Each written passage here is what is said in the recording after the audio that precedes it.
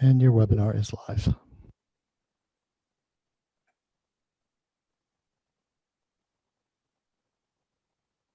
Good afternoon, and on behalf of the Gilbert Lecture Series, welcome to this special event with Professor Jacob Shapiro serving as moderator for a conversation with David McCormick and General Charles Q. Brown, Jr.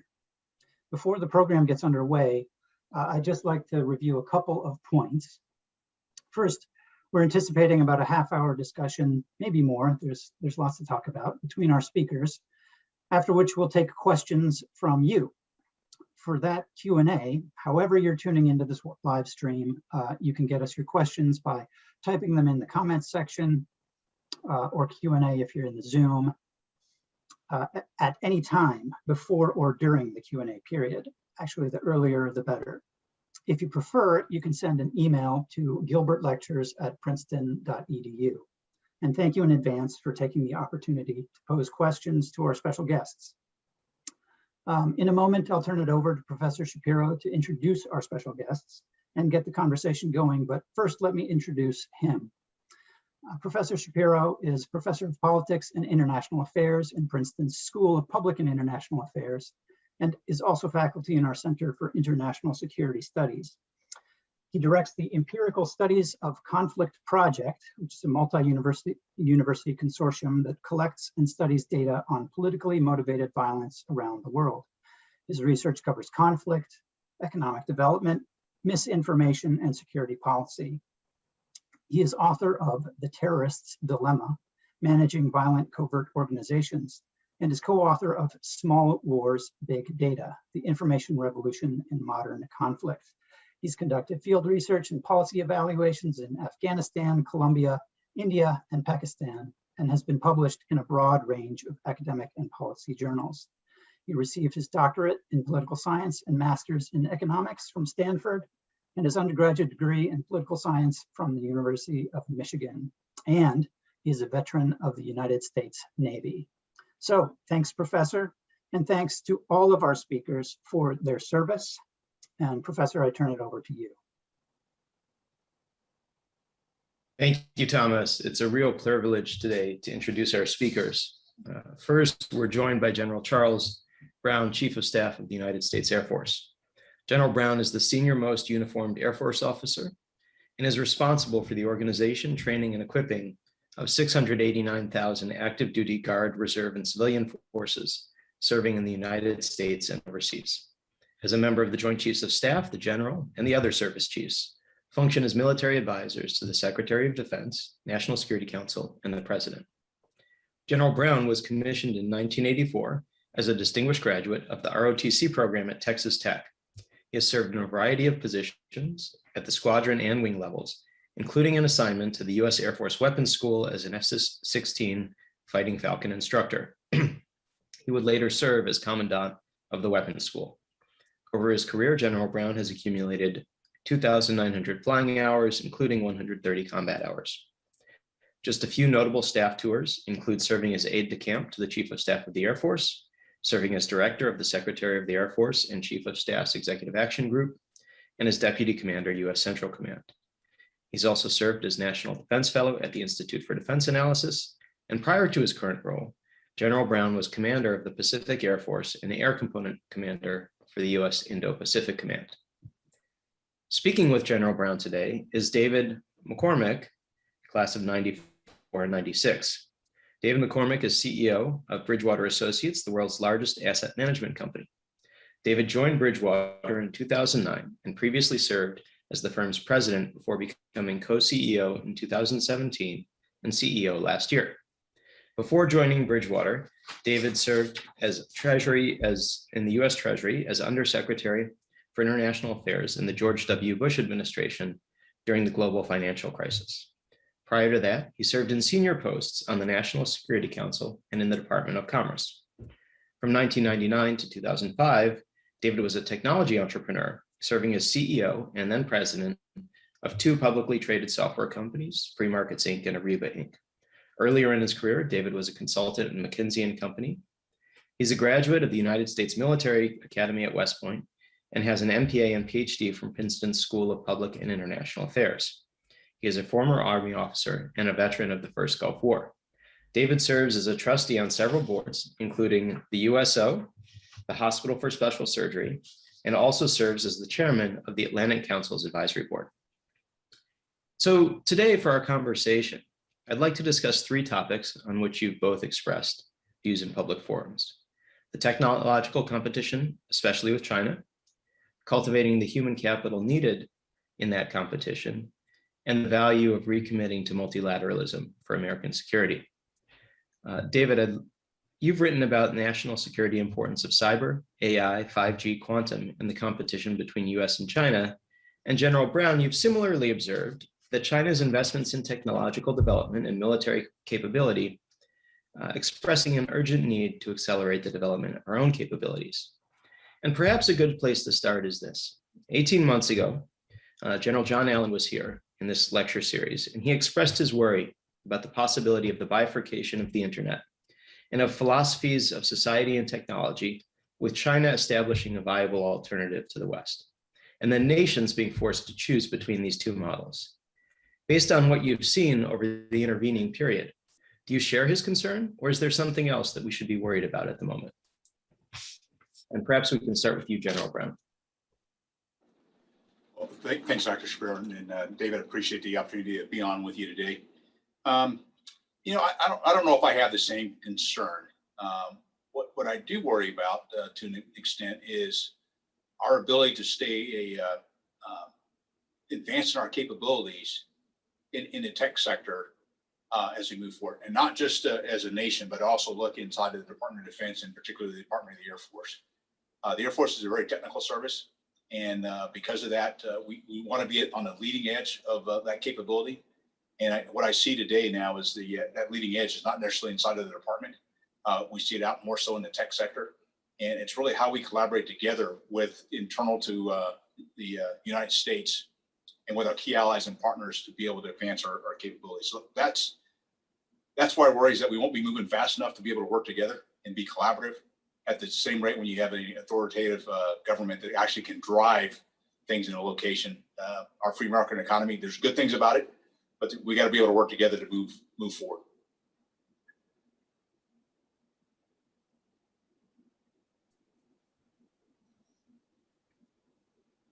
David, what are your thoughts on this? Did General Brown get it right, or do you think there's a different area that we should be nervous about? Well, well, first of all, it's great to be here. Great to be reconnected with Princeton. So thanks so much for having me, and General, thanks for being part of this. My guess is your day's busier than probably the rest of ours, so thanks for making time. And I agree with what the General said, and I do think I wouldn't use the word bifurcation, because I don't see that as maybe the right concern. But I do think we're at an inflection point. And I do think the world has changed a lot over the last decade or so. And in particular, I think you see this race to develop these new technologies that have winner-take-all dynamics. The line between civilian technology and military technology is more blurred than ever. And so 5G, AI, quantum science, they have huge implications, geostrategic implications. I do think we're in a world that's more interdependent than ever from an economic perspective, and that has pros and cons. We just saw that with COVID and our dependence on other parts of the world. And I do think we have the ubiquity of cyberspace, and that has created a new economic environment and a new national security environment. And I think what we do next, and that's the inflection point that I'm trying to make, will really matter for America's role in the world. And my big headline is, I don't think as a country we have an adequate plan at the moment for dealing with that new reality. And I'm hoping we can talk about that a bit, but that would be my response. So, David, I'm wondering if you could elaborate a little more on this, on the convergence of economics and security. You know, technology plays a key role in both worlds. It's not just computing and data technologies, but in the United States, the toolkit for the government to encourage particular moves in the technology industry is somewhat limited. Right? We have a few mechanisms in defense to encourage innovation in particular directions, but we can't do the kinds of things in terms of commanding the economy that China can, as General Brown talked about. So Could you tell us a little bit more about how you think about this convergence and how we should be thinking about policy to make it move in the right direction? Yeah, I think it's changed dramatically in the last decade or so. Just since when I was in the government, so I was in charge of the export administration area in the Commerce Department, which is where the dual use technologies are identified and there's controls put around them. And I was in the government during the time when China raised a lot of questions about that in the early days. And then in government when we talked about Dubai ports. For those who remember, that was a big issue. And at the time, our government was really organized around chimneys of national security conversations and economic conversations, and every now and then they intersected, but it wasn't in a really holistic way. And today, for the reasons I've said, that world of economic security and national security are very intertwined. It's always been the case that economic security has underwritten national security, but today it's very hard to draw a line between the two. And I think that's going to require a really different national posture. And there's three things I'll mention really quickly. One is the notion of economic statecraft and how you think about export controls and investment controls and all the areas that are part of our economic diplomacy have to be upgraded and updated to reflect the new realities that I described. The second thing, which is going to be required, I believe, is to think about a national innovation policy, which I use the word innovation policy as opposed to industrial policy, because innovation policy is going to require us to bring government funding, not only to basic R&D, but also probably to particular areas, but in a way that I hope maintains free market principles. And I think we risk sort of a slow leakage into much more government intervention that would be unhealthy, but we're going to have a different model than we've had in the past to be able to compete. And then the third thing I think it's going to require is a new way of thinking about multilateralism. And we've seen some good breakthroughs in that in recent years, but it's going to require us to deal with our partners on technology, as we do with Intel, for example, with the Five Eyes countries, in a way that is much more integrated and much more sophisticated in the past. So that's when I say that, sort of China has a plan, but we don't have a plan. That's what I'm referring to. I think we need a national plan to be able to compete effectively. So I want to pull a thread here, which is how we think about some of these new technologies and their military applications. So, this is a question for you, General Brown, particularly with some of the nascent technologies. Military applications among our adversaries and allies to some extent pose some interesting issues. Conflict moved onto the internet years ago with nation-sanctioned cyber actors and online influence campaigns. And while we can be confident that the US will wrestle with the ethical implications of using AI and other new technologies in lethal weapons, how should we expect the Chinese military and other competitors to wrestle and approach similar issues? Well, I do wonder if the Chinese and others are actually wrestling with the issue, or they're just doing. And I do think about the international norms that we have, outside of cyber that we've become used to, whether it's in the air domain, in the maritime domain, in other ways of, as David kind of described, what we tend to do in the economic sphere.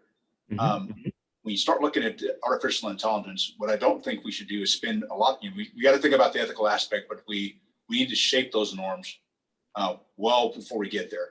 And part of it is dialogues like this, other dialogues in international forums that talk about what the expectation is across the international community, which will help shape that ethical behavior, not only for ourselves, but also for those that are maybe not aligned with us.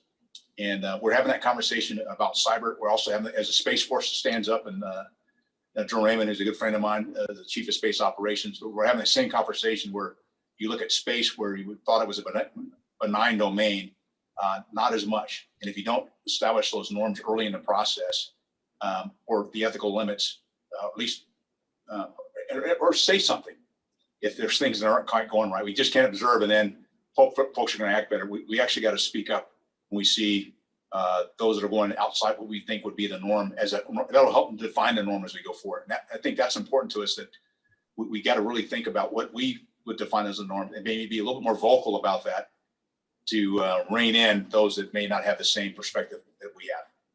You know, it's interesting, General. Oh, sorry, David, after you. No, I wasn't going to say anything. Oh, you know, it's interesting that General Brown, that talking about norms in the space of misinformation, one of the really interesting things is there are dozens of countries around the world which have proven the ability to use various tools to shape their own population's politics, but still only a couple of pariah countries, Russia and a few others, that are using it offensively, reaching out and touching other countries. So there's a norm there that's not being reinforced, but is so far restraining competition. And I wonder, you know, as we think about this, what are the implications, or are there implications beyond the need to enforce some of these norms and start to shape them for Space Force as it builds up and becomes proactive? Well, there are, and I think, you know, part of this is what you know, what we, you know, space is you know, pretty big and broad, and you know, many of us don't know what goes on in space, and so really we need the Space Force to help define the things that are ongoing and highlight those that go outside the norm. And I think when we do that, that's where you will actually check those who are stepping across the line, or the line that hasn't been drawn yet, and help to kind of define those lines. And that's where, you know, that dialogue, that's where the information sharing will be important, because we may see it. We need to share that with our allies and partners, and they have the same perspective, so they can we can all be vocal about what we see and the impact it may have on not just the United States, but really our allies and partners in the global community. And I think that's a, you know, that's an area we've got to get a little better on, which goes to your earlier point about the information space. We can't be reactive. We got to be a little more proactive, is the way I would approach that. Understood. So we could talk about this for hours, obviously a rich vein, but I'd like to turn us to talk a little bit about human capital, about how we're going to craft the people that we need to undertake these tasks. And David, you've advocated for policies to attract the world's best and brightest to the US, and argued that this is very much part of international competition. That's obviously not, for the last few years, been the most popular point of view when it comes to immigration policy here. And so I'm curious, what are the key arguments you feel will sway legislatures in the direction of putting in place the policies that would enable us to do a better job of bringing the best and brightest here, so they see how it is and decide to make their lives here?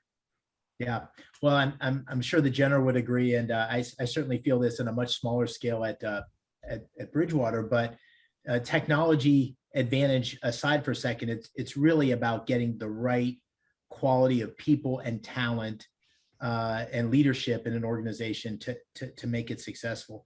And you know, the immigration debate generally, not just in the last 4 years, but really in the last decade, gets really confused in a way, because we're talking about all sorts of immigration under the moniker of immigration. And the point that you were referring to that I made is that today more than ever, America's ability to compete in this great strategic competition and be successful both economically and geopolitically depends on our ability to have the best talent in the world. And one of the great advantages of America has been our capacity to attract the best talent in the world throughout the ages. And you know, I looked up the statistics for that research piece I did. 1/3 of the Nobel Prizes in US history are from immigrants, Nobel Prizes in science and medicine. And 45% of the Fortune 500 countries, 45% of the Fortune 500 companies were founded by immigrants or the children of immigrants. And about 30% of all aggregate innovation has taken place because of immigrants, when only about 14% of the population are skilled immigrants. So this is a huge strategic advantage, our ability to attract that talent. And the point I was making was sort of twofold. One, the rest of the world's catching on. So if you look at our competitor countries, and some of them are our closest allies, they've taken huge steps to be able to attract that talent. Whether it's China on the competitive side, or Australia, who's one of our closest allies, they're all taking steps, and they're gaining a bigger share of those skilled immigrants coming into their countries. And then secondarily, if we're not careful, we're going to do dumb things that make it much harder for those great skilled immigrants to come and stay. And there are legitimate concerns about national security and some of the research universities and so forth. Those are issues that have to be managed carefully, but we have to do that in such a way that it doesn't really step on one of our great strategic and competitive advantages. And that's the point I was trying to make. As we think about that plan for competing in the decades ahead, skilled immigration and human capital in general has to be a really important part of it. So this issue of attracting the kind of best and the brightest and maximizing the potential of people isn't just confined to bringing them into the country. General Brown, you've been pushing hard for a number of years to maximize the potential of our uniformed personnel and are famously a fierce advocate for equity and representation. Where do you see the opportunities or the greatest opportunities for progress on those two fronts? Well, it is providing the opportunity, and we have to really broaden our perspective in some cases of the talent that we have within our nation and how we bring them into our force. You think about how I grew up, where I didn't grow up in a digital age, and you look at the young people that are coming into our Air Force these days, have a much different experience. And because of that, I do wonder sometimes, do our session tools that were written and may not have changed over the years, over the decades, don't align with the talent we have today. And we may be missing opportunities with some of the talent. And so it's really broadening our perspective on, and that's something we are actually doing as an Air Force, particularly after we did our racial disparity review this past summer, to take a look at some of our tools to go, are they properly designed to really assess the talent that we have in our nation today versus the talent we had, when I was a lieutenant, using that same process. And so it really is kind of opening up our aperture and opening our eyes. And to David's point, we are in a competition for talent, whether it's for the United States, it's for the immigrants that are around the world, because they're going to work someplace if they're talented. And for the Air Force, it's the same thing.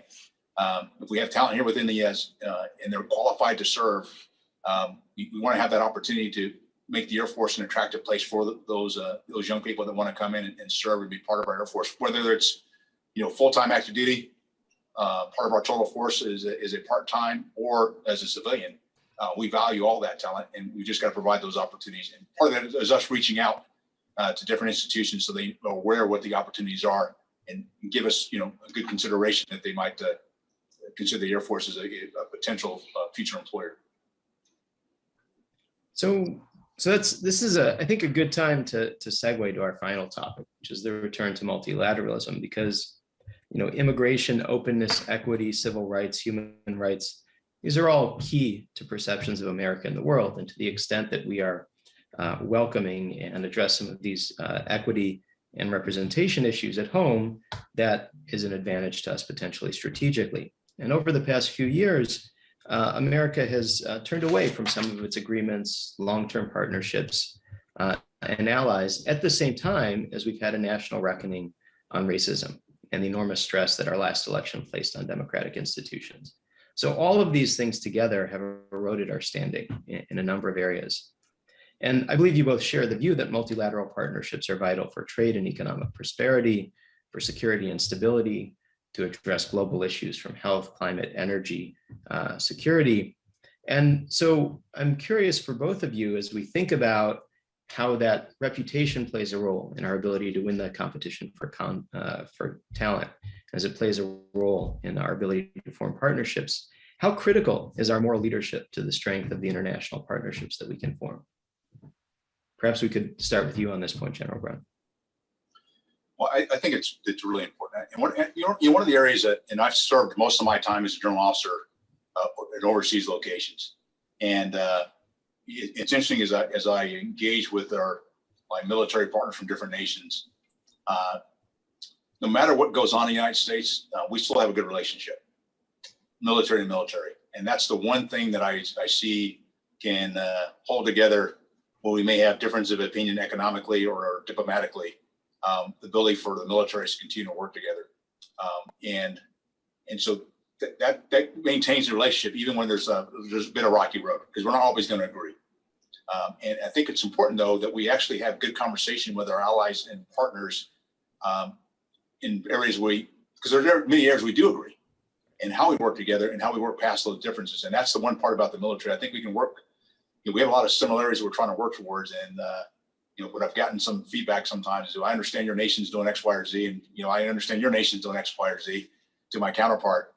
But our militaries will continue to work together and continue that bind between our respective nations. And so I think that's an important aspect of what our military is able to do, while we have the other instruments of power, diplomatic, information, and economic that are in play are just as important. But we have ups and downs, I think, in each one of those as we work with our partners and allies around the world. David, your thoughts on this matter? I'd say two related thoughts. I think it's certainly the case that it's been a very challenging period for the United States. The combination of COVID, the economic devastation that has gone with that, the polarization that we've experienced at home across a number of different dimensions, and the changing landscape has created a moment of self-questioning and self-doubt. And I think the most important steps we can take as a country in terms of reasserting and having America's presence in the world be the source of peace and stability and openness that it's historically been, is to do the things at home that we need to do to regain our economic footing, to focus on innovation, which has sort of been the key in the past to emerging from such periods, and to really work on reconciliation internally across party lines, across racial lines. There's a bunch of healing that needs to be done. So I think that's our agenda. That has to be part of our plan. I don't entirely agree with the premise of the question in terms of our alliances over the last 4 years. I would say that there's been certain aspects over the last, in the previous administration, that I think there were good steps forward. And the Abraham Accords would be one example of that. I think the redefining the relationship with China is something that the new administration appears to be embracing, at least many aspects of that. And some of the resetting of those relationships, I think, was a necessary step. But none of that is meant to take away from the point you started with, which is those relationships are really critical to America's role in the world and advancing American interest and global interest. And so all we can do to cultivate them, build trust, reinforce them in the decades ahead is really critical. So, it's interesting. One of the things that I think long underpinned alliances with the United States overseas was a sense that all kinds of things might go on domestically, but the way the U.S. engaged with the world was enduring and slow to change. And that view to some extent came in question in many of our allies' capitals over the last 4 years, where there was, not everywhere, but in a number of areas, there were very large swings from what the status quo policy had been for 10 or 15 years before that. And so I'm curious to what extent the kind of personnel and policy changes are enough to bring back some of the kinds of cooperation that have arguably atrophied. Or do we have to make progress on domestic issues or other things to regain some of that credibility? I think there's a little bit of both. I think when you look at the events, particularly the events of 6 January, the United States was on display in certain areas, and those that were less democratic leaning, other nations could use it as an example of where democracy, they could say, doesn't work, but I would say that it does work. And our ability to still have a peaceful transfer of power, which we've done so many times in our history, despite some differences of opinion. I think that, we got to work internal, but also we got to continue to work our relationships with our allies and partners. And just like any relationship, there are always some ups and downs, whether it's your personal relationship or, nation-state relationships. And, I think we will actually, for those that are long-term enduring relationships, those will continue. They may adjust a bit based on different dynamics, but I think they will continue. And we also need to think about how the geopolitical severe changes as well, and how that influences we need to be sensitive to how that might change relationships as well, whether it's influenced by the United States or by our adversaries or by their own internal domestic issues that a country may be working through. So,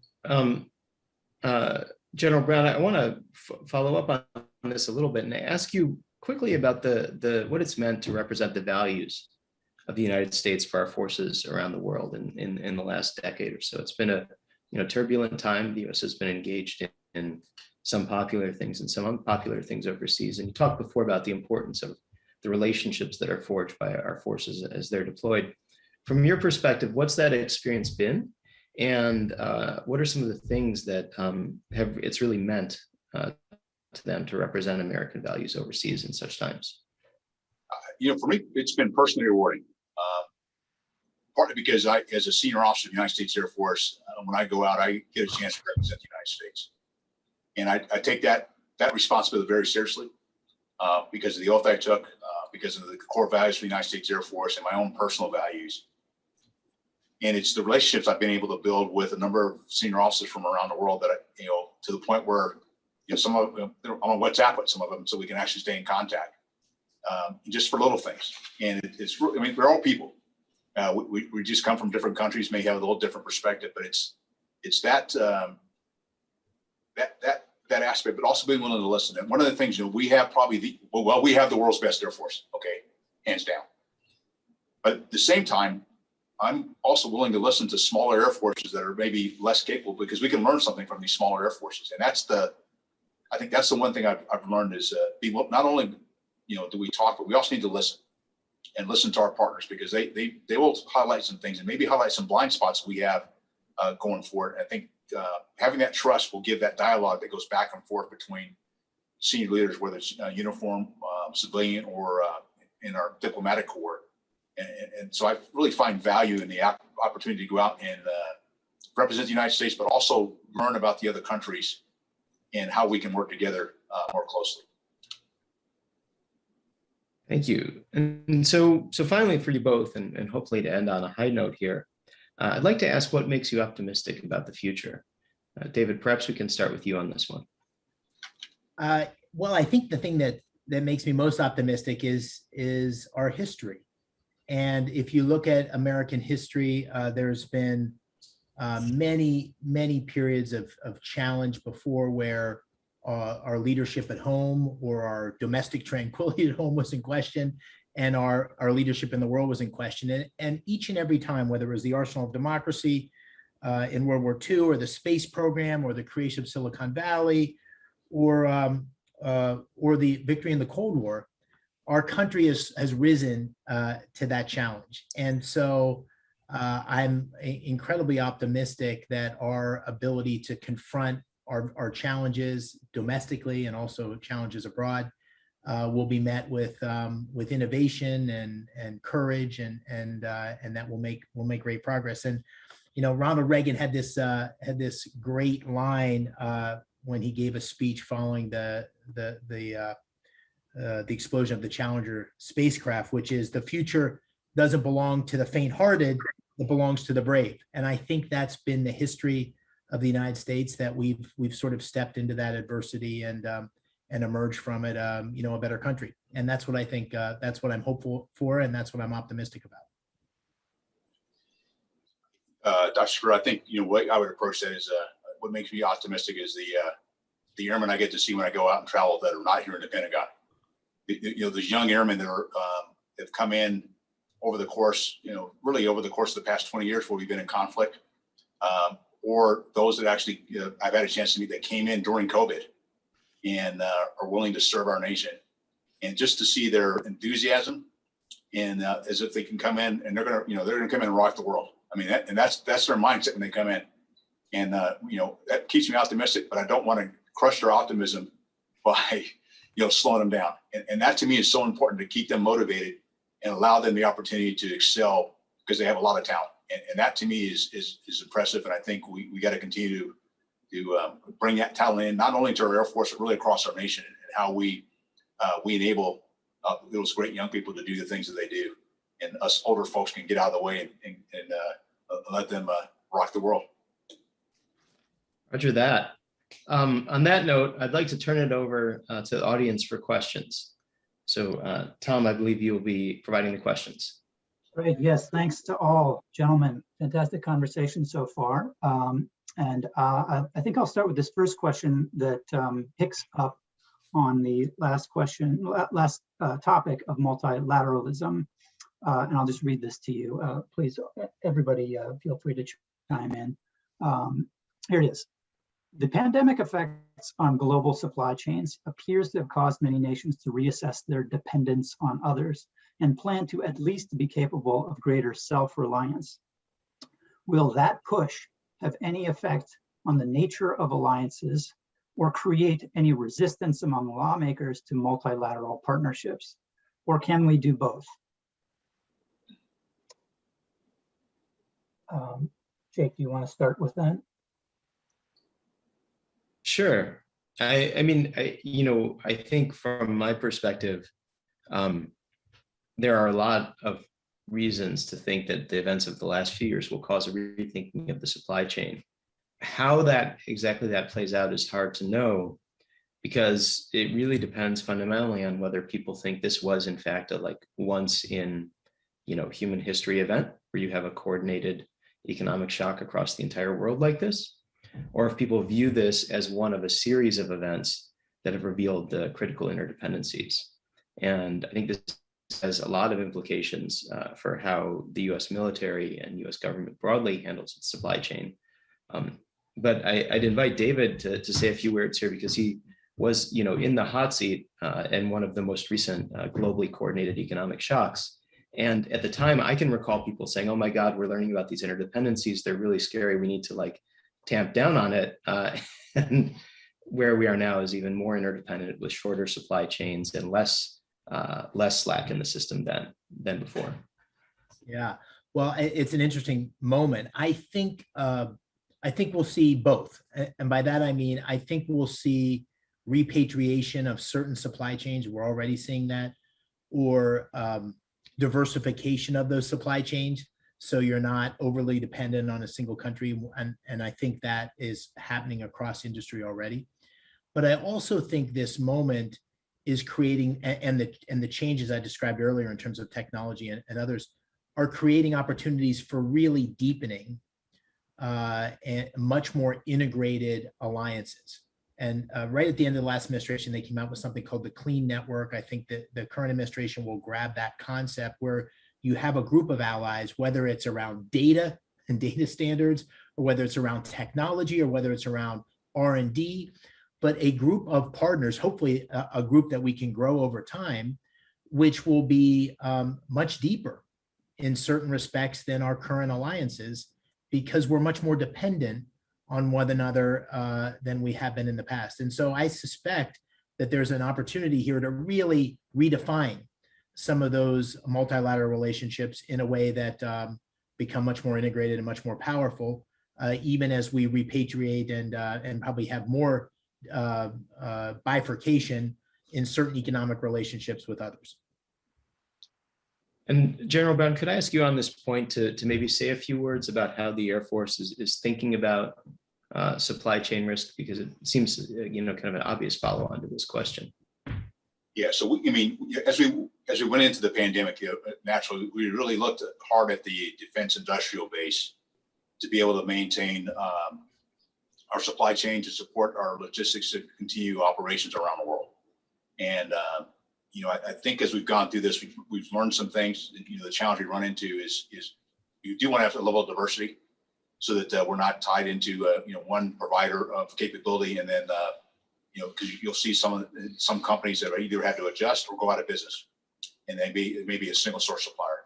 So it really makes us think about how do we broaden that perspective. I think additive manufacturing is also another piece that's actually elevated in stature, because we're able to do that for certain parts for our airplanes, for example, and being able to use that technology. So it is an area that we want to pay attention to.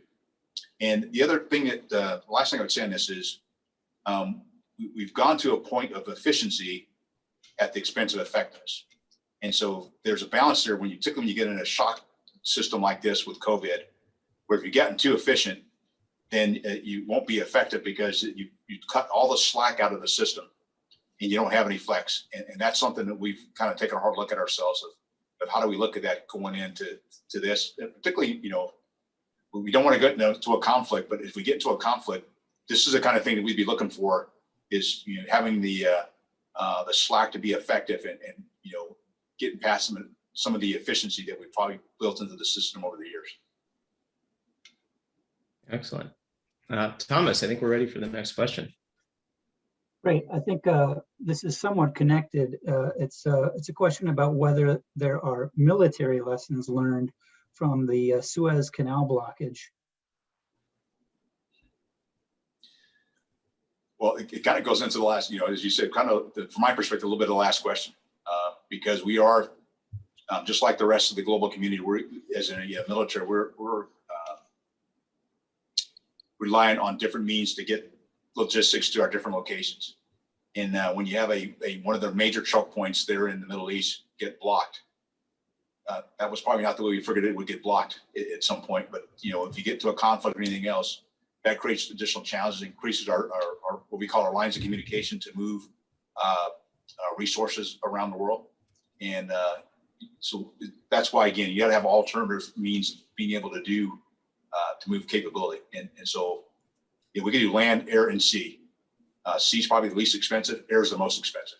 So we can probably move capability, but once it's on a ship, to get it off and now get it in the air in a situation like that requires some prior planning to make all that happen. So it does have an impact broadly, but we usually have X number of days of supply, and just in case of events like this. We didn't, no major impact. It's a short period of time. If it had been much longer, extended period of time, then we'd actually go to our contingency plans, which is that's something we do as a military. We plan for a lot of contingencies. Okay, Tom. Yeah, terrific. Okay, on to a cybersecurity question. And it is, what do we need to do to properly invest in protecting our national networks, military, government, infrastructure, banking, civilian, even social media networks in this new era of virtual conflict?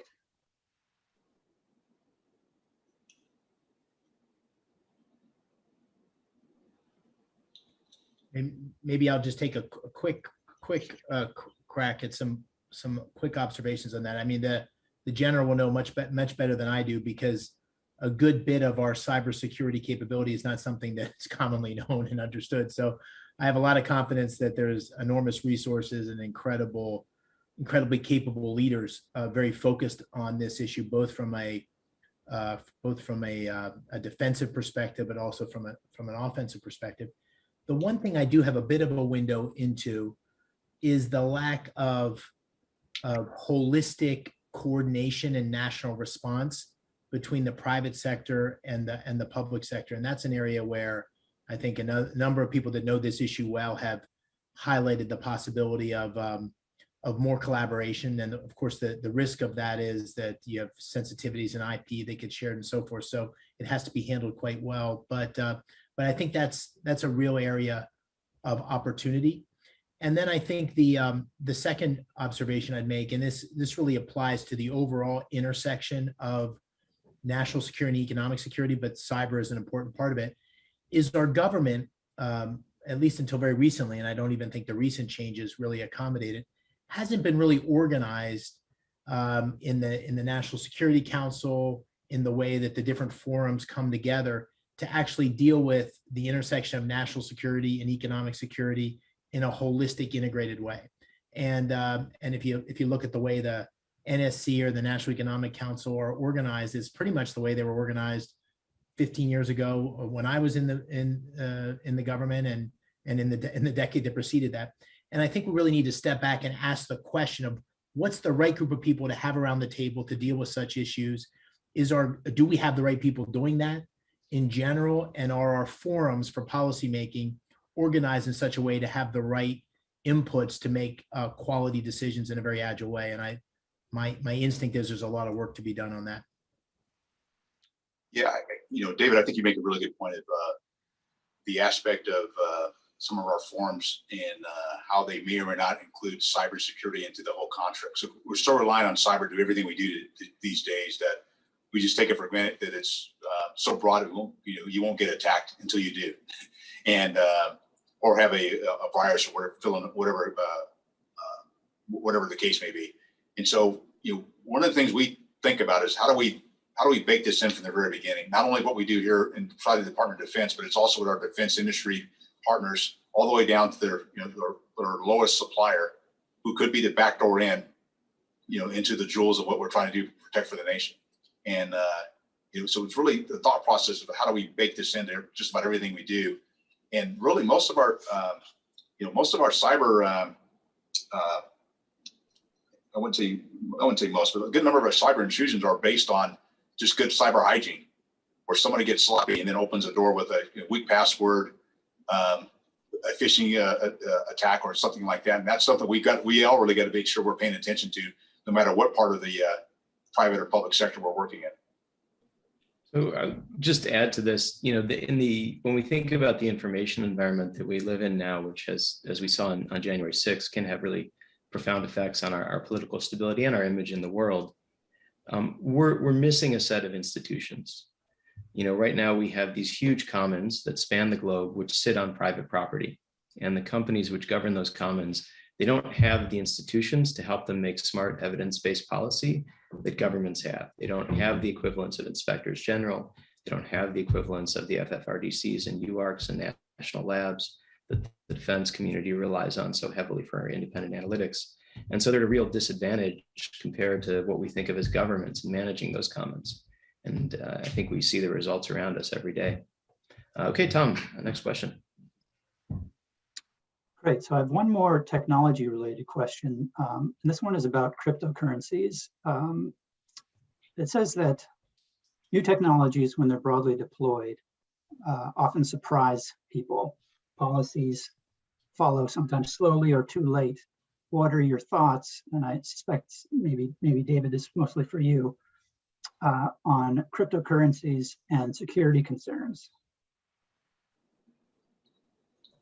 Well, I'm by no means an expert on cryptocurrencies, but the two issues that I think loom large, they've obviously taken on all sorts of support, and there's all sorts of innovation happening, which is really exciting. The two questions are the one you raised, which is security, and whether there's ultimately a risk that will undermine the integrity of the currency, and then the second is whether it can actually serve as a storehold of wealth without the backing of a sovereign. And those are the two questions that I think loom large in terms of how cyber currencies, or cryptocurrencies rather, evolve.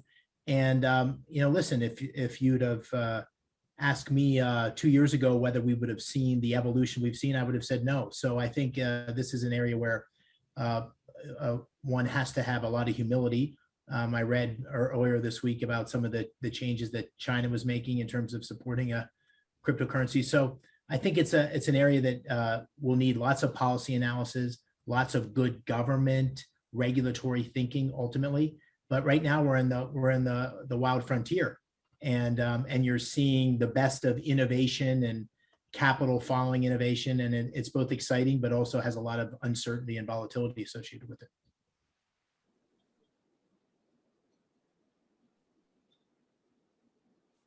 So our next question, which I think Tom asked me to share, is that economic power underpins our national power. China is pushing the BRI, the 17+1 in Europe, MIC 2025. Are we competing in this area effectively? Certainly this helps China build influence and seek support in organizations like the UN, et cetera.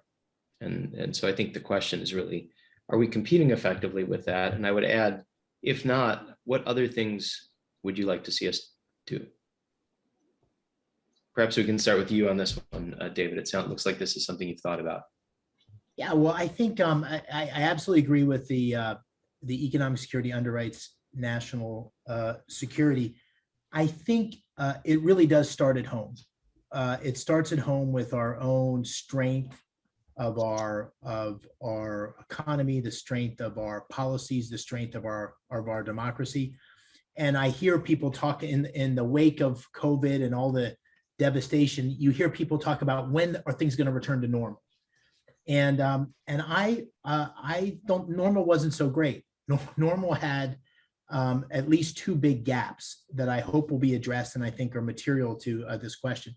The first gap is the opportunity gap. And this is, in my opinion, underlying a lot of the social discord we have, which is that for the first time really in modern history in our country, the opportunity for people in different quartiles are much more limited. In other words, for families that are raising kids, the likelihood of their kids being better off than them is less than it's ever been in recent history. And we don't have the social mobility and fluidity across different strata of our economy. And that's a real problem because a huge part of the American dream was, hey, if you work hard and you do well, ultimately anybody can be anybody. And that was the incredible thing that brought people to our shores and that motivated our country. And there's gaps in that today. And so dealing with those structural barriers, whether it's education or healthcare, there's a variety of things that are involved, but hitting that head on, the opportunity gap, I think, is a necessary part of America's next era. I think the second part is the one I referred to earlier, which is we're in a new world of technology and we're in a new world of competition, and the old rules of how we compete are not adequate. And I did a talk at the Hoover Institution, I don't know, 6 months ago, a year ago, and H.R. McMaster interviewed me and he said, what would Milton Friedman say about your idea about innovation policy? And I said, I don't know what Milton Friedman would say, but I'm pretty sure that Milton Friedman's plan for how we compete in today's environment would be inadequate because market forces alone are not going to allow us to be successful in these winner-take-all technologies. It's going to take new levels of creativity, leveraging and ultimately bringing to bear market forces. So I think those are the two of many critical things we need to do at home. And then, of course, we can't take our eye off the ball of our engagement abroad. And I agree with the general, like we have great alliances around the world. We may have disagreements, but we've got a history of decades of partnership and mutual support. And while China's done admirably well on many dimensions of building their economy and their alliances, they don't come with the history or the benevolence that America traditionally had in terms of its role in the world. And so we just need to engage honestly, authentically, in pursuit of mutual interest. And I think we'll find lots of ways to leverage our alliances abroad to benefit all. General Brown, could I ask you to comment on this a little bit? Because in your last job, you were, at ground zero for the commercial competition for national influence. And so I wonder if how this was reflected in your interactions with our partners in the Pacific region. Well, I would say they kind of look at it as a bit of a two-sided coin. And because of very economically intertwined with China, at the same time, from a national security and security, regional security perspective, very much aligned with the United States. And so some of our countries were kind of caught on, I wouldn't say on the fence, but not in a place where they want to say, I'm going to go one direction or the other. And they have to play a little bit of both sides. And what I found was the countries that were probably closer in geographic location to China, they were probably less vocal about the way they thought about things just because of the influence China had economically. And I mean, I saw that in the region where they use tourism as a tool. And they'll shut off sending people to different locations within the Indo-Pacific region and hurt an economy because of their perspective vis-a-vis the People's Republic of China. And so it's very much intertwined between the two. And when you think about competition, we look at it from a security standpoint, but I think the competition is just as keen economically, if not more so. And that's the place where you're going to see, I would say, David may have a different opinion, but I'd say that's going to be the bigger influence in some cases, because I really see the military as a backstop to our diplomatic aspects or economic aspects. and really the total last resort. But we come from a position of strength because of our military, but we're really relying on the diplomatic and economic aspects that play out that the military supports. Thank you. Tom, I think we have time for at least one more question.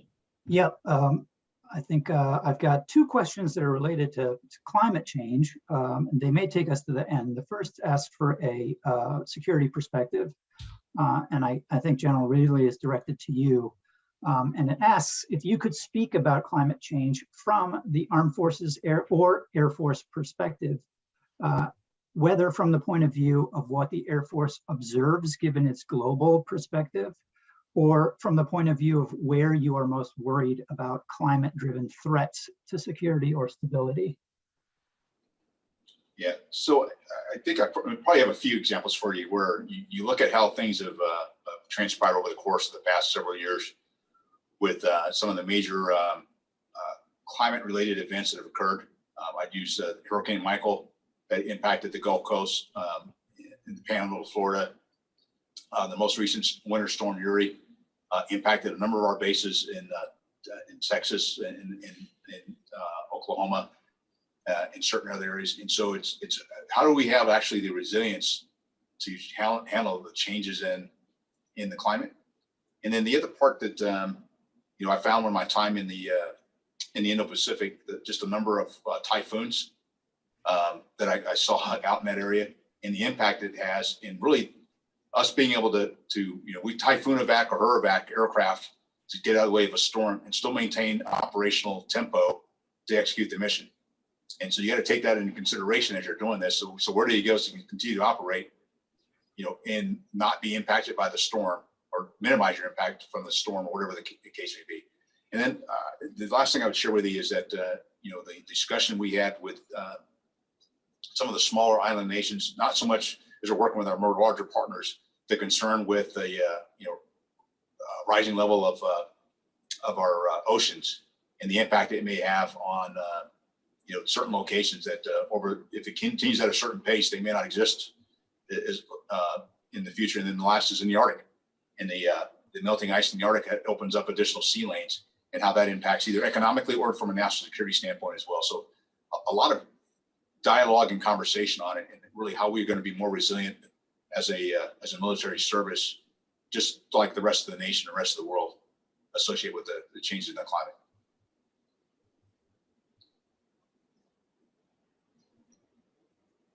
Terrific, thank you. And this next question is from an economic perspective on climate change. And it starts with the question of this being another major area of competition with China in particular, competition with solar cells and battery technology.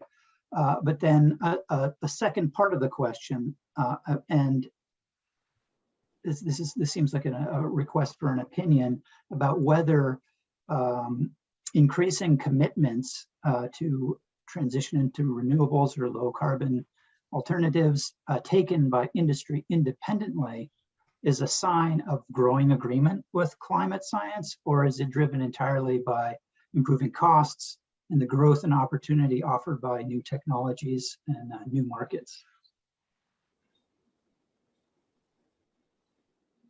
Maybe I could just offer a quick perspective on that. I'd give it through two lenses. One is through the lens of policymakers, and I absolutely think there's a large and growing consensus of the reality of climate change and the challenges that it presents. There's certainly still lots of a range of opinions on the risk profile, the seriousness, the speed with which it needs to be addressed. And there's two dimensions of it that I'll just highlight. One is, how do you move forward? And this was also a question in the George W. Bush administration. How do you move forward on working with large emitting countries around the world in a way that moves the ball from a global perspective and also doesn't somehow disadvantage the U.S. and the U.S. economy? And how one thinks about that depends a lot on how one frames the issue and the severity of it and so forth. And also the commercial benefit is, as you highlight in your question, of being a leader in those particular areas. The second thing, and I feel this acutely as a small town kid that grew up in Pennsylvania, as you make these transitions to clean energy, it has huge economic implications at home. And how one thinks about the transition and how one thinks about those movements in places like Pennsylvania, West Virginia, Wyoming, or Ohio has a lot to do with the level of political support that one can get in terms of moving forward. And so it's not as easy. It's similar to the free trade debate. It's not as easy as saying free trade is good. No, free trade has benefits for certain parties and huge disruption for others. And one has to think about that and balance it. From an investor perspective, which is the second hat I'll comment on, it is absolutely something that the largest investors in the world now are thinking about in a very holistic way. They're thinking about it, I think, because largely their constituents are demanding that ESG sustainability become an important goal in and of itself. It used to be 5 years ago, it was the Scandinavian countries that said that explicitly. Now it's widespread.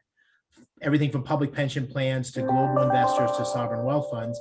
And that's resulting in a whole new level of innovation of how investors are starting to think about how they allocate capital. And it's in its nascent days.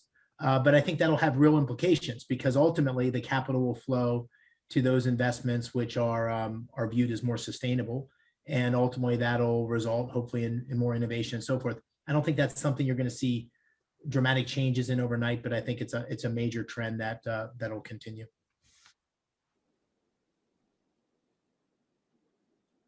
Wonderful, gentlemen. I think that actually brings our session to a close. I want to offer my renewed thanks. General Brown, thank you for sharing your time. David McCormick, Professor Shapiro, thank you both. If anybody watching would like to remain engaged with the many international affairs, security conversations that are going on the Princeton campus, I advise you to check out the School of Public and International Affairs website. The public events calendar is jam-packed with plenty of exciting conversations that you can tune into. But again, thank you, gentlemen, and we'll sign off and say good night.